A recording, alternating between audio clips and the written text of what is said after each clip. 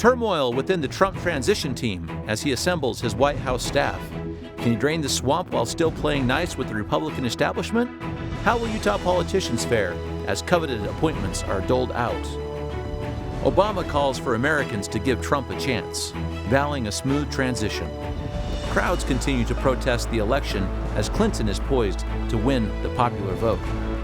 The debate over the Electoral College heats up. How will this impact smaller states like Utah? And how will citizens in the state react? In Utah's local elections, officials are still counting ballots.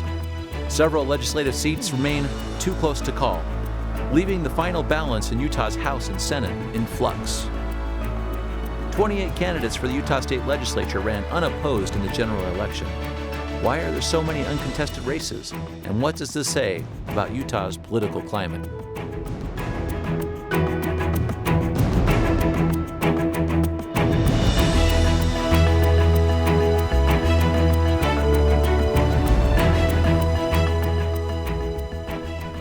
Good evening, and welcome to the Hinckley Report. I am Jason Perry, Director of the Hinckley Institute of Politics.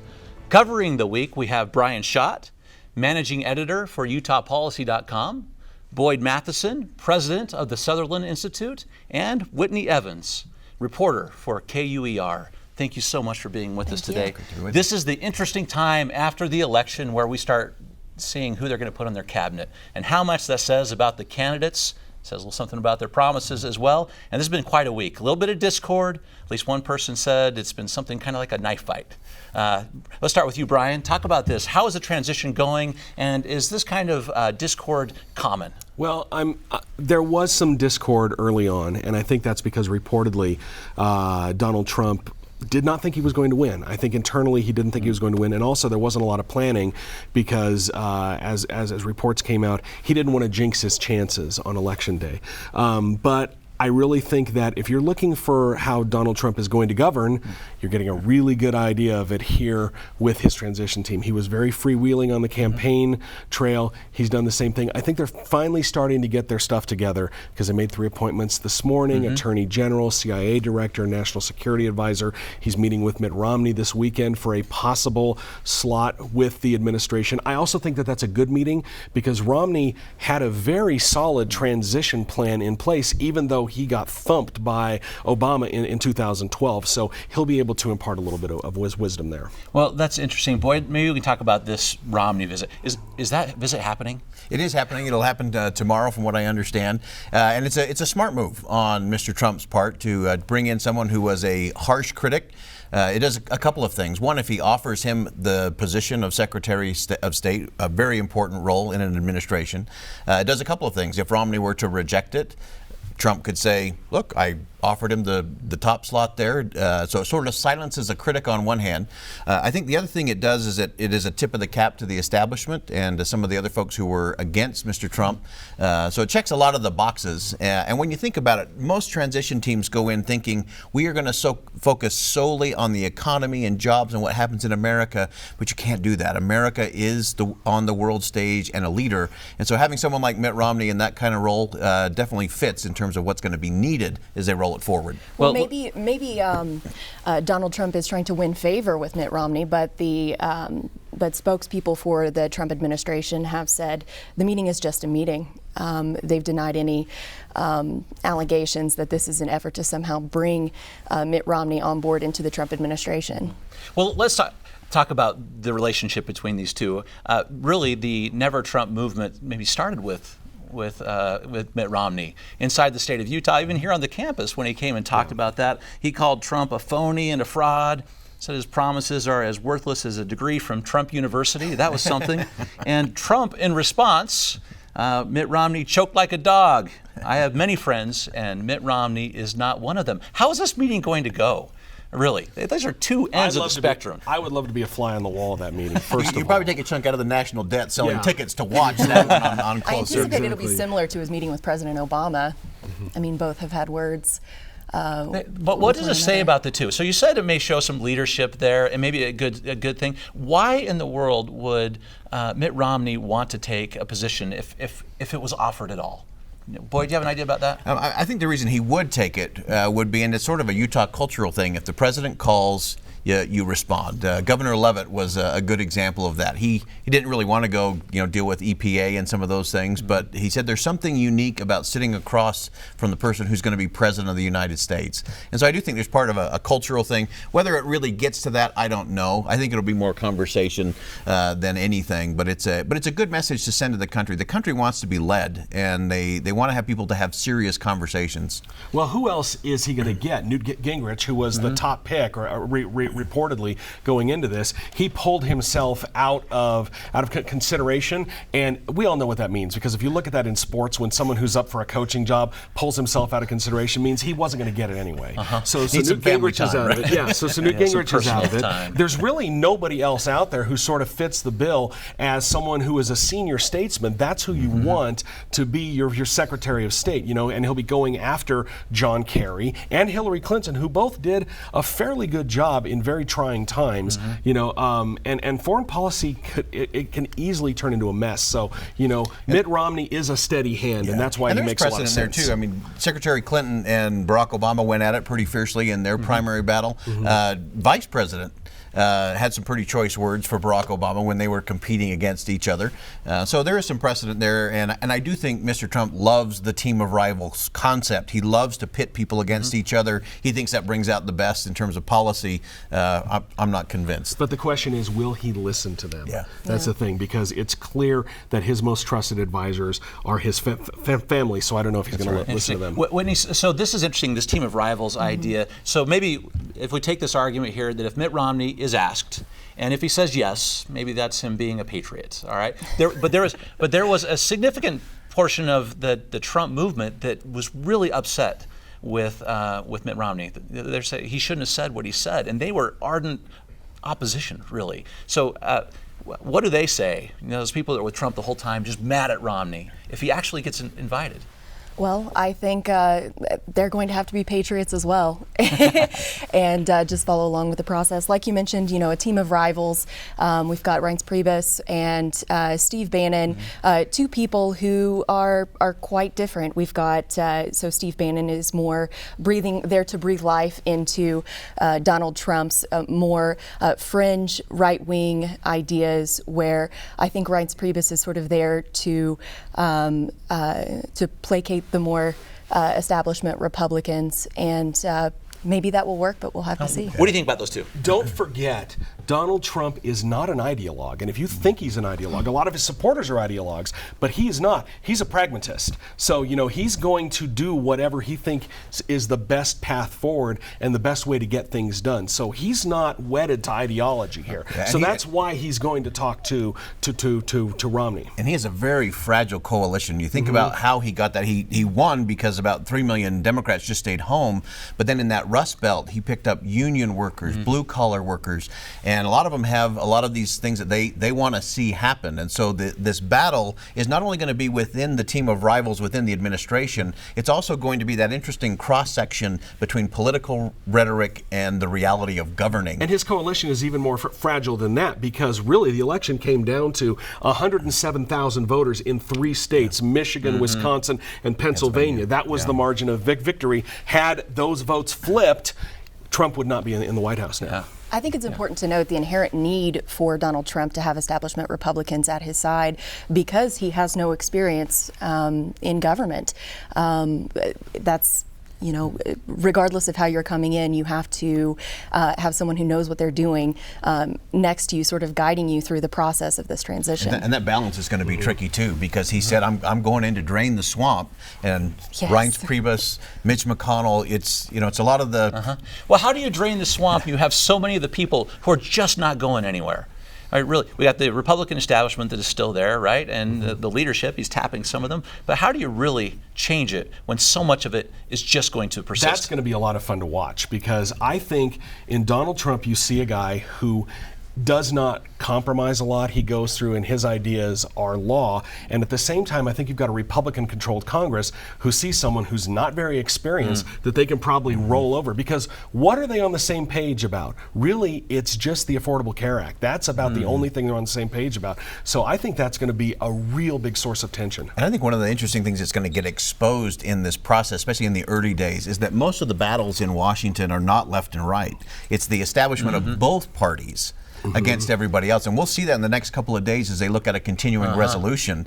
You'll see all of the perks and the special deals thrown into this big, awful crap sandwich, so to speak. And everybody's going to come down. It'll be 11th hour. Mitch McConnell and Harry Reid will have worked the deal already. And then they'll say, we only have two choices. We either have to do all of this or we have to shut the government down right before Christmas, right before Trump takes office. And that's the real problem in Washington. And I think that's going to get exposed because, as Brian said, President-elect Trump is a pragmatist, and he's going to go after some things and call it out. So it's going to be very fascinating. Didn't House Republicans try to bring back earmarks like immediately after gaining control of both the White House and Congress? Doesn't sound very conservative. And Paul Ryan went, whoa, hang on for a second. Yes, you know? right. That would have enraged Trump's Trump's base. It would have for sure. Well, let's talk about what this election is going to do to the state of Utah. We hit the Mitt Romney one. Well, it sounds like maybe you all think that would be good for the state, at least to have someone there. But we have other people that are being talked about in the state. John Huntsman Jr., one of those. Governor Leavitt is one of those. Don Pay. Are we going to see, or even Greg Hughes, Speaker of the House, right? We hear about these rumors. Is it possible any of these people get a position somewhere close to Trump? I don't think it's going to be top level, but I think Something we maybe? may see some of them go out there. I know that Speaker Hughes is very, very close with Donald Trump Jr. In fact, they were texting each other constantly on election night. I've talked to people who said, he was showing him texts from Donald Trump Jr. on election night. So they're basically BFFs. And Donald Trump Jr., I think, is going to have a little bit of influence on who his father picks to help staff. Well, let's talk about that. So that's a possibility. Because when you comment on a couple of people that are being put in there, one of the interesting dynamics right now is the family. Some think that his closest advisors are the family, maybe even a son-in-law. What impact do you think they are going to have on this administration? Well, that's a really good question, and it's anybody's guess what kind of effect they're going to have, but obviously they've had a large impact in his business. It's only to be assumed that they'll have a large impact in his administration. Brian, can he hire them? He really can't because federal nepotism laws, which went into effect after John F. Kennedy tapped his brother to be Attorney General, basically you cannot hire a member of your own family for these big jobs. Now, I know his son-in-law, Jared Kushner, really wants a White House job, but son-in-law is specifically named in this legislation. I know there's been some talk about him maybe not taking a salary, which would be a way to get around that, but the problem is you cannot give something to the president. You can't perform a job for him. You can't give him something that has intrinsic value for free. You're not allowed to do that, which is also part of this law. So I don't know how they're going to get around that. It's going to be really interesting to see what rationale they use. Yeah, they'll definitely be involved in the process. They have been throughout. I think they've been the pull him back from the ledge. I don't think there'll be a kitchen cabinet because I don't think they hang out in the kitchen a lot. It may be a really fine dining room cabinet. And Trump Tower, maybe? And Trump Tower, so I think that's where it'll be. Okay, very good. Now, let me say one more question about some of the names we saw since yesterday, because the names are starting to come out. Army Lieutenant General Michael Flynn, National Security Advisor, Jeff Sessions for Attorney General, Mike Pompeo is the CIA Director. What do these names, maybe if you have one of them is of interest, say about Donald Trump? I think when it comes to Senator Sessions, it sends a very strong message in terms of what they're going to do about immigration. He is a ardent, no amnesty guy, first, last, and always. He's a delightful guy. We used to office just down the hall from him in the Senate building. So he's a delightful guy that way. A little controversial. He was not able to get approved as a judge years ago in the 80s because of some of those positions. But I think he will be very strong in that space, and that's probably the message that one one is sending, is we're going to be real serious about the immigration issue. Sessions is going to give a lot on the left some heartburn, because when he was not approved to be a judge in 1986, one of the things he said, or that came back to bite him, was when he was talking about the KKK, he said the only thing that bothered him about them was their drug use. And he also called a lawyer a white lawyer who worked for some black clients, a race traitor. So he was too racist to be a federal judge. That's really going to cause some heartburn on the left, but he's going to get confirmed, because it's going to be very hard for him to his get colleagues it. love him. He's been in Senate for a long time. Yeah. Been there for a very long time. It's true. And in some cases, would you say this is Donald Trump coming through on campaign promises by these appointments?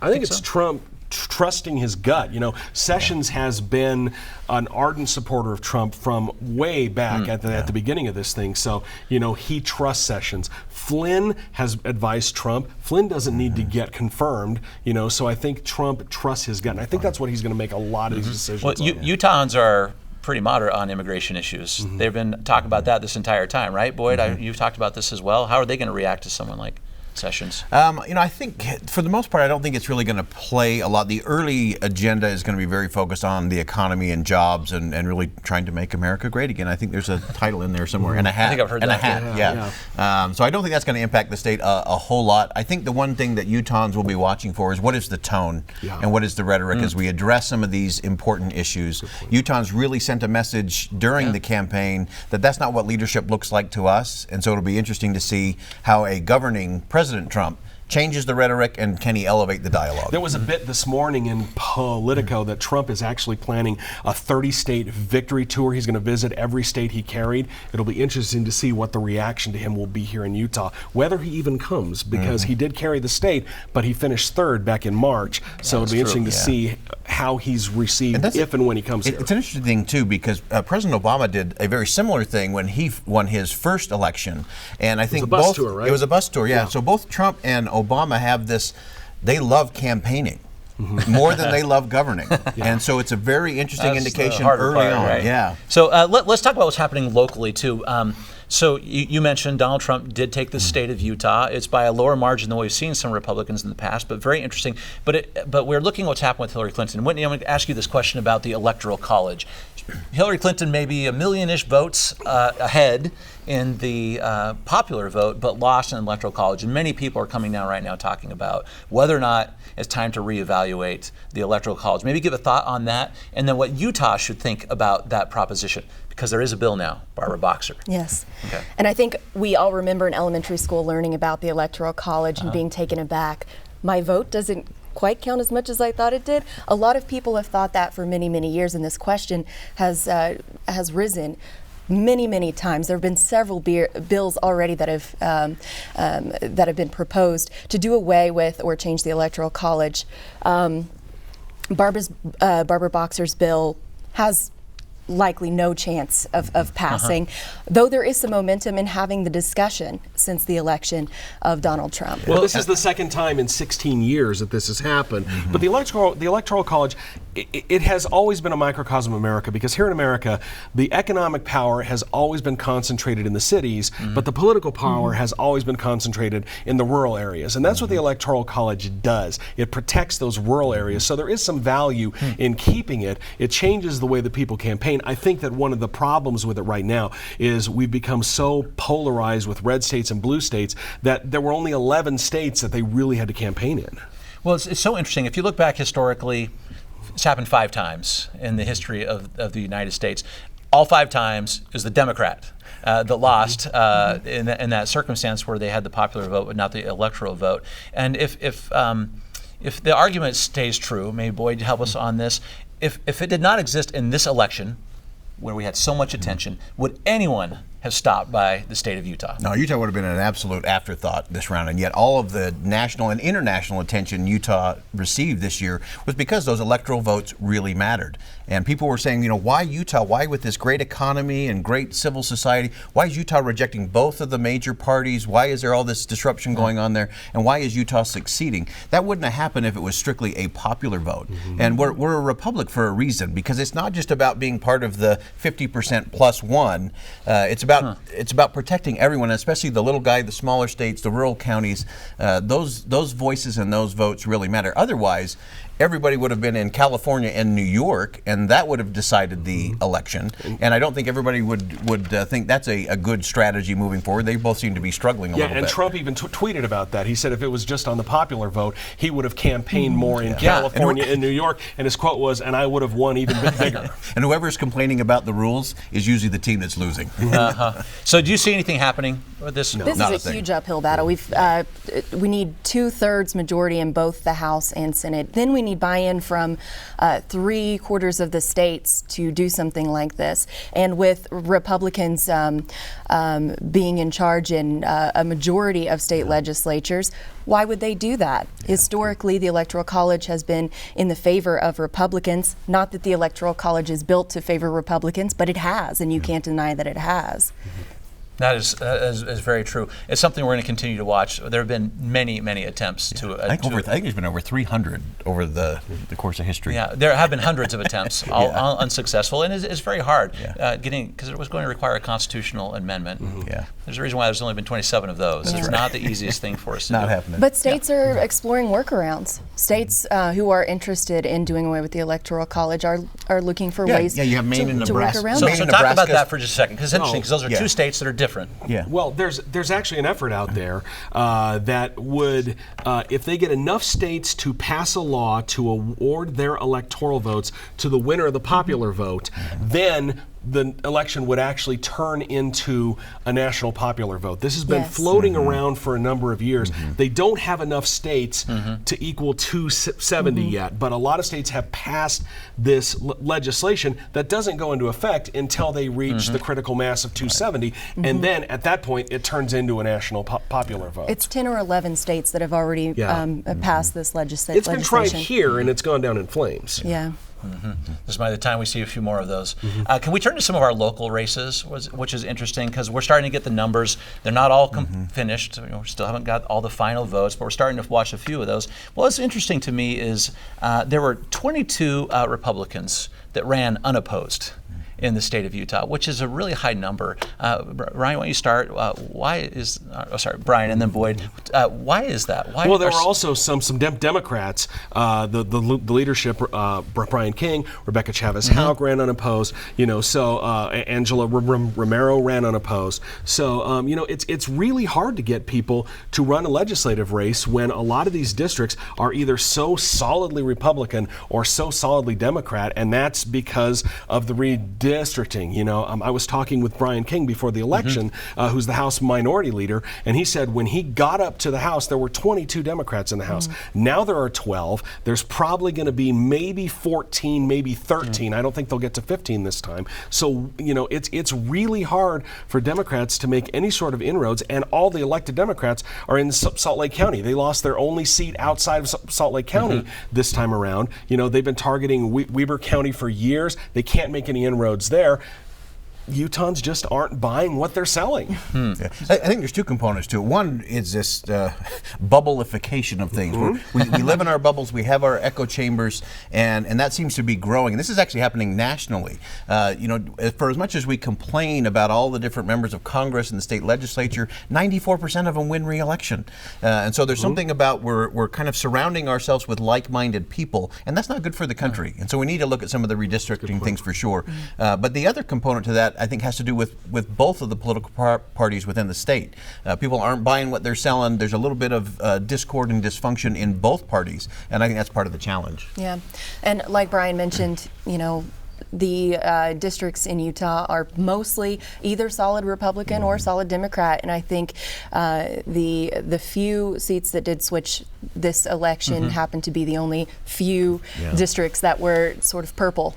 Utah is a two-party system up on the Hill, but it's moderate Republicans and conservative Republicans. Democrats are a third party. The Republicans can get stuff passed without the Democrats. They don't need it. Democrats are a complete afterthought, and they don't allow stuff to go forward where they're going to have to go to Democrats and say, we need your help. Look at Medicaid expansion. That went nowhere. They could have passed that if there were enough moderate Republicans who wanted it and they got together with the Democrats. They're never going to allow that to happen. Now, we have a lot of elections here where they are local races in the House. primarily, but also in the Senate, where we're still counting. They're within 100 votes of each other. We have candidates literally checking every hour to see if they're winning. What does that say about these candidates and about the electorate here in the state of Utah? I'm not sure what it says about the candidates, but I know that the process was different this year because we had people voting by mail, and a lot of people, instead of voting by mail, just showed up at the polls and sat in extremely long lines to cast their votes. So there are a lot of ballots left to count, and I think we're supposed to get some numbers today. Senator finalize some of these Thatcher, races. who I spoke to, he's furious about what happened in Salt Lake County because they did not have a lot of voting machines out there. And I asked him, I said, are you willing to pony up the money for some of these machines? Because the machines that we're using, that we got after the 2000 election, they're at the end of their lifetime. And you're going to need to spend some millions of dollars to get these new machines. Meanwhile, everybody's trying to find other ways to make it easier to vote. Do it online, by mail. They're trying to find easier ways to make people to vote. I think a lot of this is a lot of these ballots coming in, people didn't make up their mind until the very end. Do you think that's true? The uncertainty was definitely a big factor this time around. A lot of people were just holding on to that ballot, not quite sure which way they wanted to go. They didn't want to send, especially as it relates to the presidential. Utah wanted to send a message to Washington, but they didn't want to send the message in the form of a Hillary Clinton win. And so there was a lot of debate going back and forth. And I think the thing that will be fascinating to watch coming out is how many Utahns voted straight party, so that they didn't have to look at that screen and push the button. A lot of them, I think, went straight party. I think for the first time ever, it's going to be more Democrats voted straight party than Republicans. And I think the early numbers are starting to show that a little bit. And whether you like it or not, I think there were so many people out there who said, I don't want to vote. I don't want to get mixed up in this. And I know people who felt that way. It's really unfortunate, but I think that was a little bit part of it. Okay. I'm so sad. That's going to have to be the last comment. The time just goes way too fast. Very insightful. Thank you for your comments. Thank you. Thank you again to our panelists and for their insight and their reflection for this evening's broadcast. Before we sign off, we want to express our admiration for the late Gwen Ifill, host of Washington Week. She was a journalist of extraordinary talent who brought civility to tense political discussions. Her show significantly influenced the creation of this program. Tonight, we remember Gwen for her dedication and her many years informing the American public and elevating the political dialogue. We are so glad to have you with us tonight. Thank you and good night.